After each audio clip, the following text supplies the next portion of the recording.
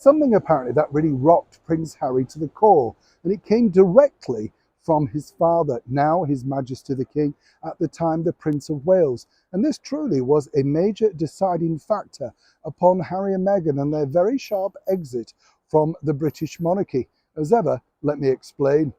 Hi, good morning. How are you? Nice to see you today, whatever you're doing. And yes, this particular story, as ever, always shocking, always nice to share it with you. And always thank you so much for getting involved in all the other stories. Thank you also for your lovely comments about that recent sad loss in the coastal resort of Brighton, the Royal Albion Hotel, sadly virtually burnt to the ground now. I always get sad about things like that because it is history. It can't be replicated. And when you think about the people who have sat in that restaurant or indeed sat in the bar area, stayed in those wonderful plush rooms back in the day, it is a shame because when they make it back, it's never truly going to be the same, is it? But as ever, that's the sort of thing that happens in life, sadly. Back as ever to your breaking royal story of the day. According to a very good source, you see, it looks like that Meghan and Harry had some sort of angst towards His Majesty the King, who was then, of course, the Prince of Wales. And as you can imagine, it must have been very difficult because, as you also know, when you look at Prince Harry, he famously said those lines, which apparently seriously now claims never happened. You know the line, whatever Meghan wants, Meghan gets. It was all about Tiara Gate and exactly what she required, etc. Now, as I've said to you before, you have to take two sides because perhaps Prince Harry at the time, given the fact that he is a member of the British monarchy, she must have thought, bingo, I can have anything I want. Designer clothes, handbags, shoes, you name it, they're going to come trotting at the door. This was like A-list on a plate for somebody like Meghan Markle, but seemingly not. Now, as we also know, at that time, the Prince of Wales was looking into various ways of how he could slim down the British monarchy in the future. He could see that the public, the tax-paying public, were not that keen to pay for, as what they described as hangers-on, people that weren't really pulling their weight. And the then Prince of Wales put out a plan that basically, this is what you're going to have to do to earn your keep. Everybody was rather keen.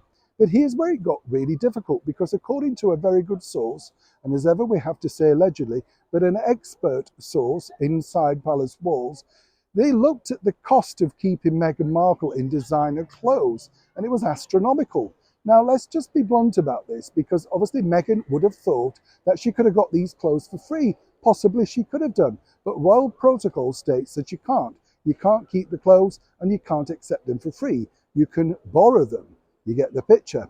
But as we've seen from Tom Bower's book with the regards to other things that she did, particularly the department store in Canada, etc., allegedly, there were certain misdemeanors regarding clothing.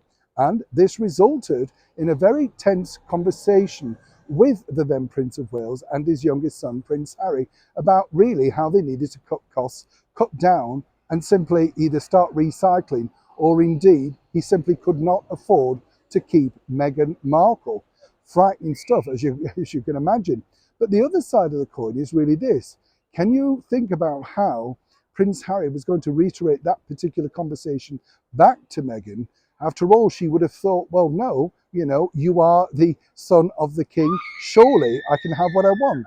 That seemingly was a turning point. And according to that good source, while the king was dismayed at the way that it played out, it did kind of solve a problem about the instant way of slimming down the monarchy. That wasn't his desire or his wish. Of course, he would have liked them to stay on board and push ahead and perhaps reshape for the younger end of the monarchy. But sadly, that wasn't to be the case. Bottom line, though, is Meghan Markle simply was too expensive for King Charles III. That is the story. Neil Sean in the very heart of London.